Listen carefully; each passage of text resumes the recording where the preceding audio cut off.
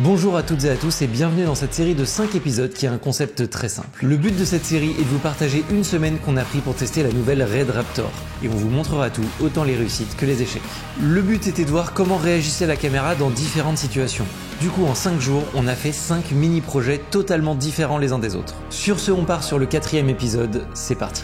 Ouais, j'ai changé de vêtements. Cet épisode va être un petit peu plus court que les autres car on a eu un appel qui nous a obligés à rentrer plus tôt que prévu. Mais du coup, on va en profiter pour parler de la plage dynamique de la Red Raptor qui est un petit peu plus complexe à utiliser que ce qu'on avait imaginé. Je vous raconte ça dès qu'on a fini le tournage. Bonjour, on se retrouve pour le 4e jour avec le Erwan. Salut. Enfin on dit Erwan mais j'aime bien dire Erwan. Pas de soucis, Joe. Super. On est à côté de voies ferrées un peu abandonnées, mais certaines non. Mais t'inquiète pas, ça va bien se passer. Et on va faire une vidéo où en gros j'arrive en camion, je sors et on fait un truc stylé, ça va être plutôt cool. Sachant que Erwan a fait des petites améliorations sur la Red. Il y a mis une poignée pour que ce soit un petit peu plus pratique à utiliser en attendant que je reçoive la poignée adaptée. Et ça, on va pas se le cacher, c'est un maxi plaisir. On peut parler de tes chaussures? J'ai pris des chaussures les moins adaptées à la terre parce qu'en fait c'est du tissu. Je me suis garé ici. Voilà, on est tous très contents d'être là.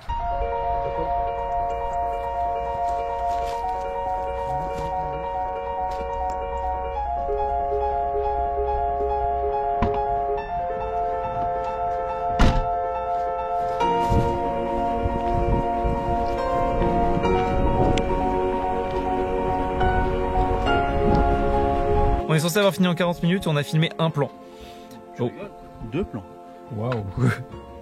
On est peut-être un peu indécis. Donc là on va tourner la suite, on change d'objectif, on met le magnifique 70-200 qui est vraiment genre trop stylé.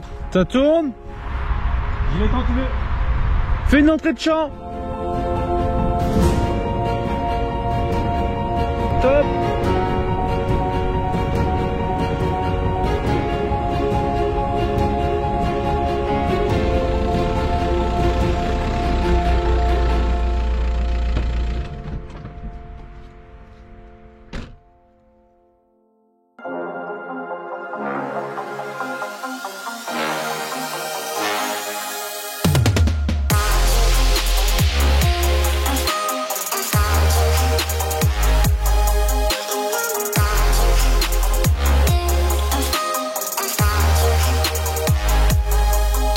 Cette journée nous a révélé quelque chose d'intéressant sur le capteur de la Red Raptor, car Red nous vend la plus grosse plage dynamique du marché avec plus de 17 diaphes annoncés. D'ailleurs, méfiez-vous quand les constructeurs vous annoncent une plage dynamique, car le calcul est souvent très flou. Si on reprend en exemple notre Raptor, elle est annoncée avec une dynamique d'un peu plus de 17 diaphes. Sauf que si on en croit le test du repère, elle n'aurait en réalité qu'un peu plus de 14 diaphes réellement utilisables, les autres étant trop perdus dans le grain des basses lumières pour être réellement pertinentes. Malgré cette perte de 3 diaphes, ça la met quand même à égalité avec l'Arri Alexa Mini, ce qui est déjà un bel exploit. Mais ce qui va vraiment nous intéresser sur cette image, c'est le 12 plus 2.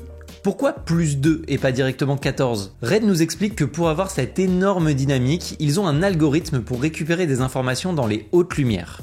Et ce jour-là, grâce à nos gros contrastes de lumière de janvier, on a pu voir ce que donnait cet algorithme de manière concrète. Ça se voit surtout quand vous filmez le soleil de face en se mettant en log. On peut y voir un joli dégradé jusqu'à un certain moment où d'un coup on perd les informations de couleur. Mais pour autant, l'image n'est pas cramée et on continue à avoir un dégradé sur la luminance. C'est clairement pas idéal, mais ça peut totalement être récupéré à l'étalonnage si vous n'êtes pas trop mauvais. Si on retourne sur le test du repère, on peut le voir encore plus clairement. Sur la Mini, on peut constater que tous les diaphes ont des informations de couleur, alors que si on regarde la Raptor, les 2 diaphes des hautes lumières perdent des informations de couleur, mais nous donnent quand même une indication de luminosité. Et je trouve que c'est une bonne astuce de la part de Red, qui permet certainement de réduire les coûts. Car même si leur capteur est toujours moins bon que celui de chez Arri, à taille de capteur équivalente, je peux avoir 3 Raptors pour le prix d'une mini LF. Ce qui est vraiment important, c'est surtout d'en être conscient à l'utilisation pour correctement exploiter cette particularité.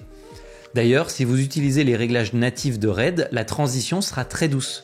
Regardez, à gauche vous avez le log, vous pouvez remarquer la disparition assez brutale des bleus quand on surexpose l'image, alors qu'à droite, avec le BT2020, la transition est beaucoup plus douce. Je me doute que cet épisode doit être un petit peu plus lourd à suivre pour les non-initiés, mais ce qu'il faut retenir, c'est l'importance de comprendre comment fonctionne son matériel.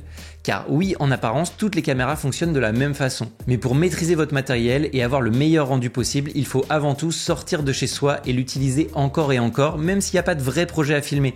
C'est la seule façon d'apprendre à utiliser votre matériel à 100% de ses capacités. Je vous en parle régulièrement sur cette chaîne, mais j'ai acheté des GH5 peu de temps après leur sortie. Et bien 5 ans après, en les utilisant minimum une fois par semaine, je continue à progresser dessus et à améliorer le rendu petit à petit. Si ça vous intéresse, il y a une vidéo dédiée qui en parle sur la chaîne. Sur ce, je vais m'arrêter là pour cet épisode. N'oubliez pas que le 5e et dernier épisode de cette série va être vraiment très cool. Suivez-nous sur Instagram, abonnez-vous à la chaîne et moi je vous dis à très bientôt pour une prochaine vidéo. Allez, salut!